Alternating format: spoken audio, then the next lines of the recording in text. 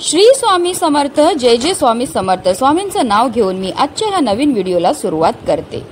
हिंदू धर्मात एकादशीला विशेष महत्त्व आहे. असं म्हणतात की एकादशीचा उपवास केल्याने श्रीहरी विष्णूंची विशेष कृपा होते आणि जीवनातील सर्व दुःख दूर होतात.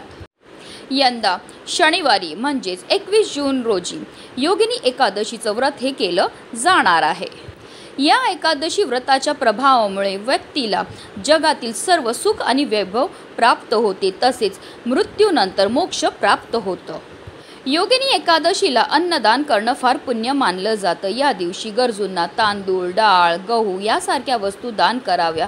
यामुळे घरात कधीही अन्नाची कमतरता राहत नाही, तसेच अन्न देवता देखील प्रसन्न होतात. या दिवशी पिवळ्या रंगाचे वस्तू दान करणं फार शुभ मानलं जातं, कारण पिवळा रंग हा श्रीहरी विष्णूंना प्रिय आहे. यामुळे घरात सुख शांती टिकून राहते आणि सकारात्मक ऊर्जा मिळते. या दिवशी पाण्याचं दान करण्याला सुद्धा विशेष महत्त्व आहे. या दिवशी तुम्ही भांडी देखील दान करू शकतात. यामुळे तुम्हाला मानसिक शांती मिळते आणि कधीच धनाची हानी होत नाही. या दिवशी आपल्या क्षमतेनुसार धन दान करू शकतात. याचा फार पुण्य फळ मिळते, तसेच आपल्याला कधी आर्थिक तंगीला सामना करावा लागत नाही. या दिवशी गोसेवा करण्याला सुद्धा विशेष महत्त्व हे दिलं जातं. ही गोसेवा केल्यामुळे आपल्यावर श्रीहरी विष्णू आणि माता लक्ष्मीची कृपाही होत असते. तसेच या दिवशी दीपदान करण्याला सुद्धा विशेष महत्त्व आहे. हे दीपदान तुम्ही देवघरामध्ये सुद्धा करू शकता. तुम्ही तेलाचा किंवा तुपाचा दिवा जो आहे तो देवांसमोर अर्पण करू शकतात. असं केल्यामुळे आपल्या कठीण इच्छा पूर्ण होतात. 21 जून रोजी रात्री 11:10 योगिनी एकादशी सुरू असल्याने ती स्मार्त एकादशी म्हटली जाते. तर ही तिथी रविवारी म्हणजे 22 जूनला सूर्योदय पाहणार असल्याने व्रत अथवा दिलेली उपासना करण्याच्या दृष्टीने रविवारी योगिनी तिथी ग्राह्य धरली जाणार आहे, जिला भागवत एकादशी देखील म्हणतात. योगिनी एकादशीच्या दिवशी श्रीहरी विष्णूंसोबत माता लक्ष्मीच्या तसेच तुळशी मातेच्या पूजनाला सुद्धा विशेष महत्त्व आहे.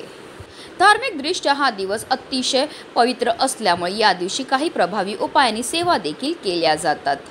आणि म्हणूनच योगिनी एकादशीच्या दिवशी तुम्ही व्रत नाही केलं तरीही चालेल, पण प्रत्येक आईने आपल्या मुलांच्या उज्ज्वल भविष्यासाठी 9 दिव्यांचा अत्यंत प्रभावी उपाय करायचा. हा उपाय केल्यामुळे आपल्या मुलांच्या आयुष्यामध्ये असणारी सर्व संकट, विघ्न, अडचणी, दोष तर दूर होणारच आहेत, पण त्यांची प्रत्येक क्षेत्रामध्ये भरभरून अशी प्रगती होणार आहे. तर हा दिव्यांचा उपाय कधी करायचा, कोणत्या वेळेत करायचा, त्याबद्दल सविस्तर आणि महत्त्वाची अशी माहिती मी तुम्हाला या व्हिडिओमध्ये देणार आहे. तो व्हिडिओ पूर्ण पहा आणि जर तुम्ही माझ्या चॅनलवर नवीन असतील तर चॅनलला सबस्क्राईब करा आणि शेजारी बेल आयकॉन सुद्धा प्रेस करा, जेणेकरून तुम्हाला माझ्या नवनवीन व्हिडिओचं नोटिफिकेशन हे मिळत राहील आणि तुम्ही एक पण व्हिडिओ मिस करणार नाही.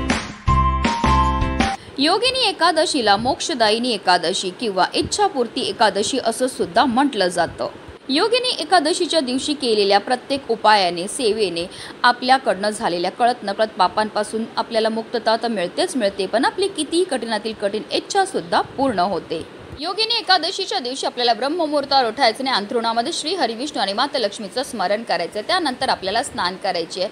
स्नान केल्यानंतर जर शक्य असेल तर लाल किंवा पिवळ्या रंगाचे वस्त्र परिधान करा.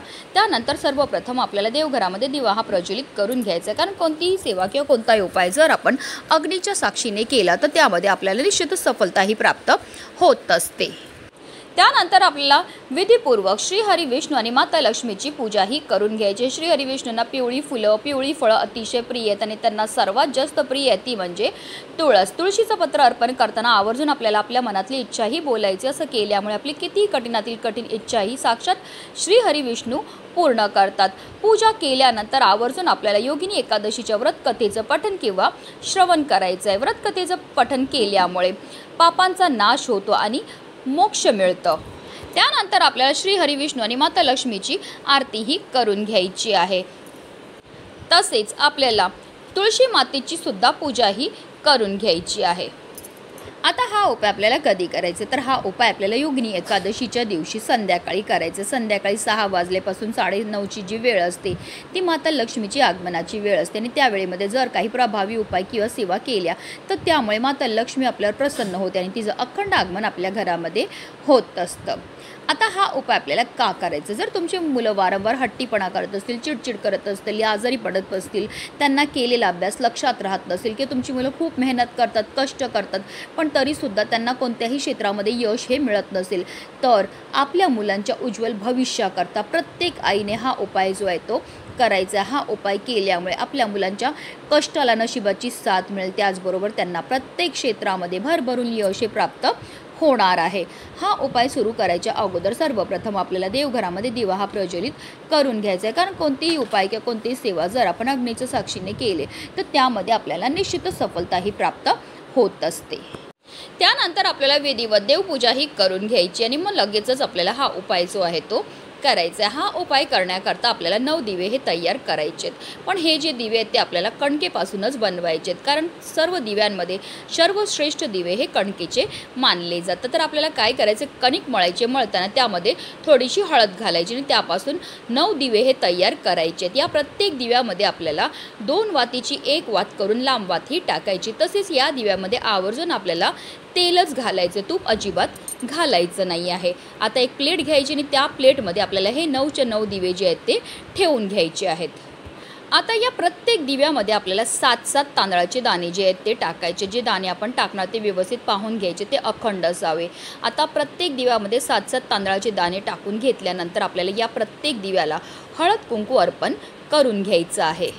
आता हे 9ही दिवे जे आहेत ते आपल्याला प्रज्वलित करून घ्यायचं आहे. त्यानंतर आपल्या देवघरामध्ये असणाऱ्या श्री हरी विष्णूंची तुमच्याकडे मूर्ती असेल किंवा फोटो असेल, आता तुमच्याकडे मूर्ती पण नाही, फोटो पण नाही, पण बाळगोपाळ हा प्रत्येकाच्या घरोघरी असतो, किंवा स्वामी महाराजांची मूर्ती असेल, विठ्ठलाची मूर्ती असेल, तर त्यांना आपल्याला या 9 दिव्यांनी ओवाळून घ्यायचं आहे. आणि त्यानंतर आपल्या मुलांना सुद्धा देवघरामध्ये बसवायचे. बसवताना त्यांना आसनावर बसवा, डायरेक्ट जमिनीवर बसवू नका. त्याचबरोबर त्यांचा चेहरा जो आहे तो दक्षिण दिशेला होणार नाही, याची सुद्धा तुम्हाला आवर्जून काळजीही घ्यायची आहे.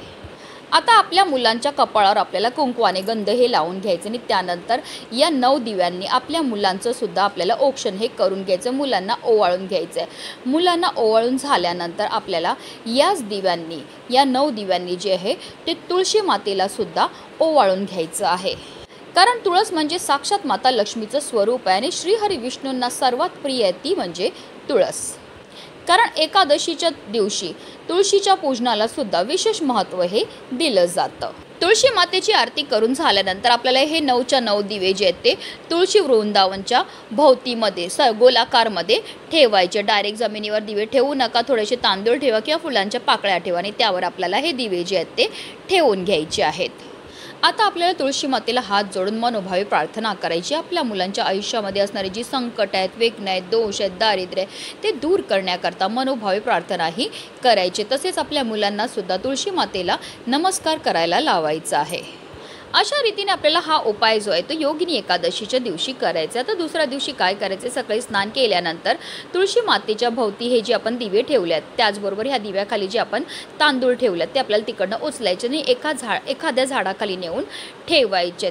जेव्हा हे दिवे तसेच तांदूळ कीटक, मुंग्या, पक्षी खातील, जसे हळूहळू ते खातील, त्याचप्रमाणे आपल्या मुलांच्या आयुष्यामध्ये पण असणारे जी संकट आहेत, वेदना आहेत, दोष आहेत, ते सुद्धा हळूहळू कमी व्हायला लागेल आणि आपल्या मुलांची प्रत्येक क्षेत्रामध्ये भरभरून अशी प्रगती होईल.